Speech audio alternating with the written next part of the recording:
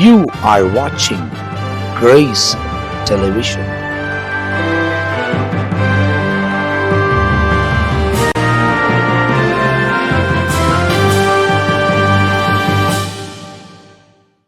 கிறிஸ்துவுக்குள் பிரியமான தேவ ஜனமே, இந்த நாளின் காலை வேளையிலேயும் ஏசாயா தீர்க்கதரிசன புத்தகம் 60ஆம் அதிகாரம் 20வது வசனம்.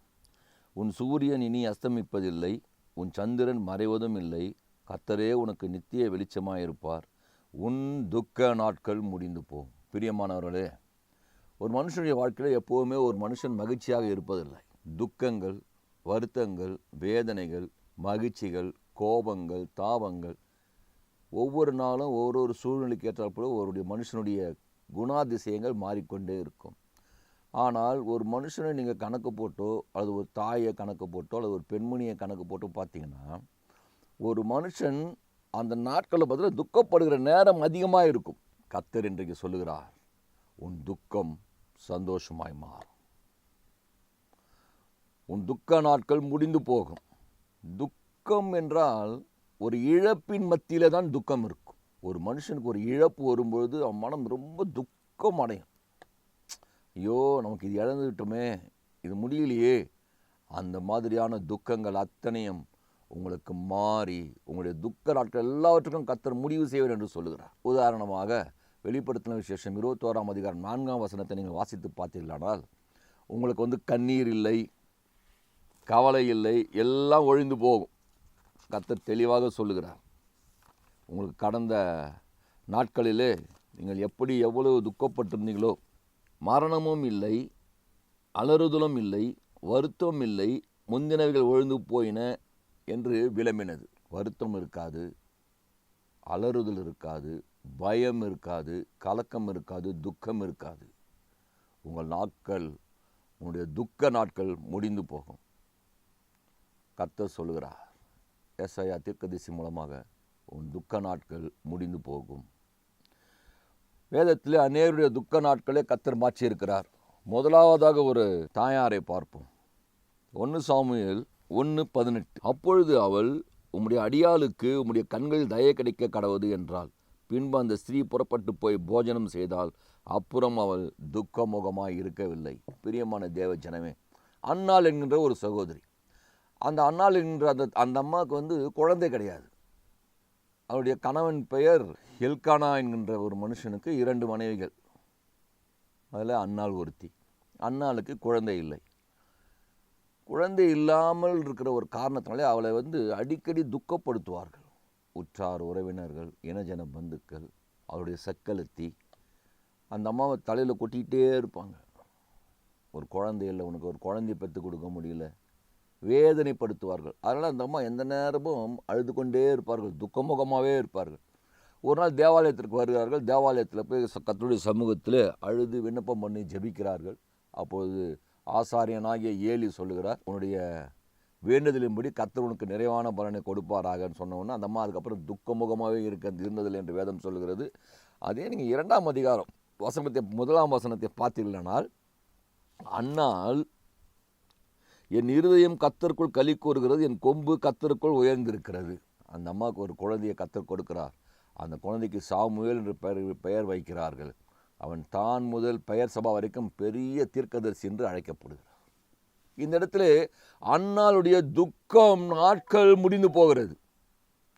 காரணம், அன்னாளுடைய நீண்ட நாளுடைய நிறைவேறுதல் அங்கு நிறைவேற்றப்படுகிறது.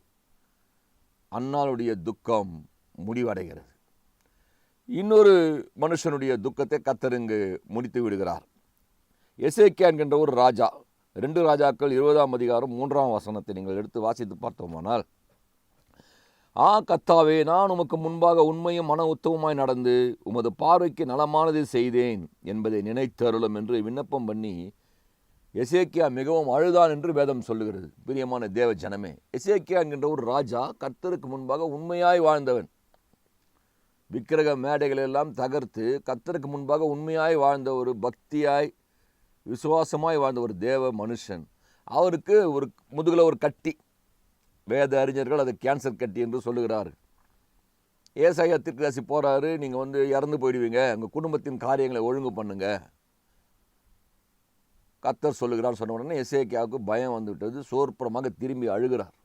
கர்த்தாவே, உமக்கு முன்பாக உண்மையும் உத்தமமாய் வாழ்ந்தேனே, எனக்கு ஏன் இந்த துக்கம், எனக்கு ஏன் இந்த மரணனே பயம் வந்துச்சு அவருக்கு. அப்போ கர்த்தர் சொல்கிறாரு, ஏசாயா கிட்ட சொல்கிற, திரும்பி போ. ஏசாயா தீர்க்கதரிசி சொல்லிட்டு முற்றம் வரைக்கும் போகிறாரு. என் மகனை திரும்பி போ, எசேக்கியாவை பார்த்து சொல்லு. நான் ஆண்டவரே சொல்லணும், உன் கண்ணீரை கண்டேன், உன் விண்ணப்பத்தை கேட்டேன். எசேக்கியா ராஜா அழுது ஜெபம் பண்ணுறார். உன் விண்ணப்பத்தை கேட்டேன் அப்படின்னு சொல்லிட்டு 15 ஆண்டுகள் அவருக்கு வாழ்க்கையில் கூட்டி கொடுத்தார் என்று என் வேதம் சொல்லுகிறது. பிரியமான தேவ ஜனமே, இங்கே எசேக்கியா ராஜாவின் துக்கம் முடிவடைகிறது.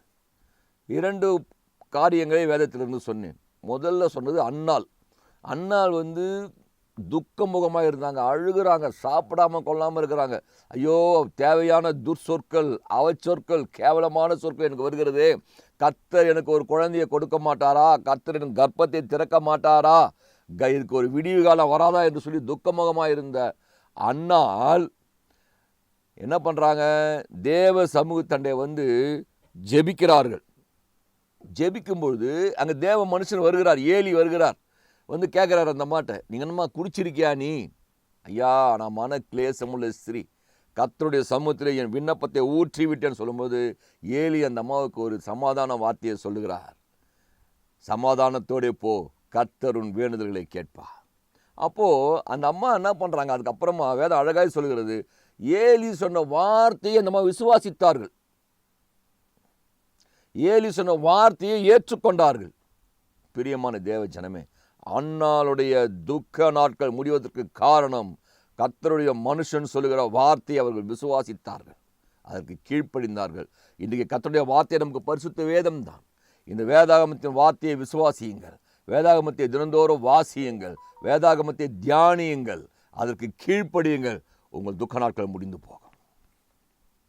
2வது, எசேக்கியா ராஜாவினுடைய மரண வியாதி அவனை விட்டு நீங்கினது.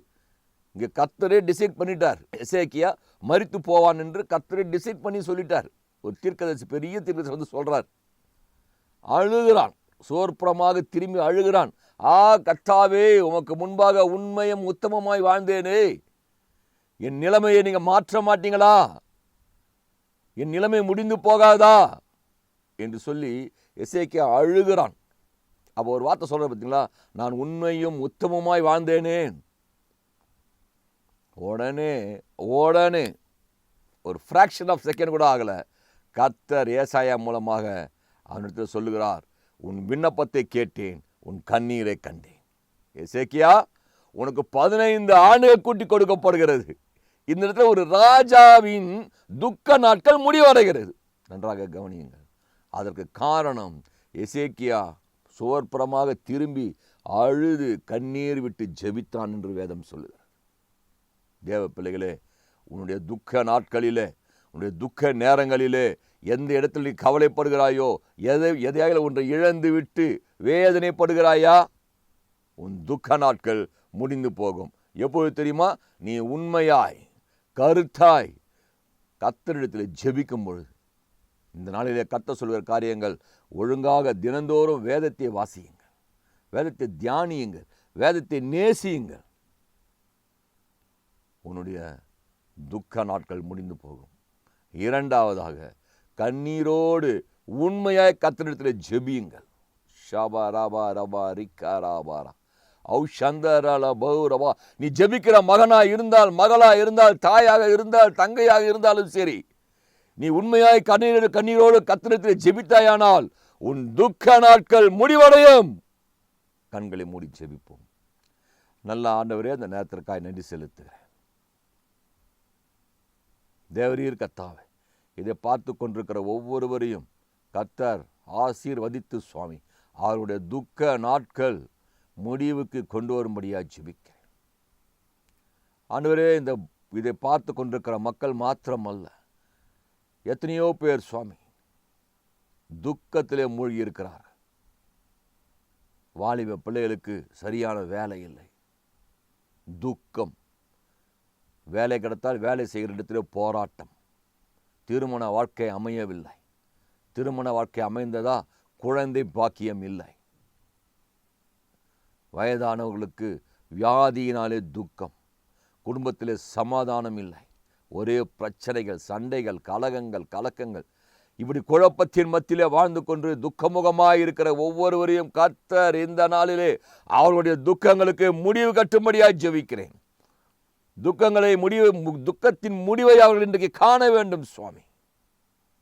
கர்த்தர் கிருபை பாராட்டுவீராக. வானம் இந்த மக்களுக்கு திறக்கப்படும்படியாய் ஜெபிக்கிறேன். துக்க முகங்கள் மாற வேண்டும். நீர் கொடுத்த 2 ஆலோசனைகளை கர்த்தாவே, இதை பார்க்கிற ஜனங்கள் பின்பற்றி வேதத்தை தியானித்து வேதத்தை நேசித்து கர்த்தாவே நல்ல ஜெபிக்கிற பிள்ளைகளாய், ஜெப வீரர்களாய் இருந்து துக்க நாட்கள் இல்லாமல் சுவாமி மகிழ்ச்சியாய் வாழ, சமாதானத்தோடு வாழ கர்த்தர் அனுக்கிரகம் செய்யும்படியாய் ஜெபிக்கிறேன். பிரியமான தெய்வமே, துக்கங்களை எல்லாம் மாற்றுவீராக, விடுதலையை கொடுப்பீராக, சமாதானத்தை அருளுவீராக. இயேசுவின் நாமத்தினாலே ஆமென். God bless you.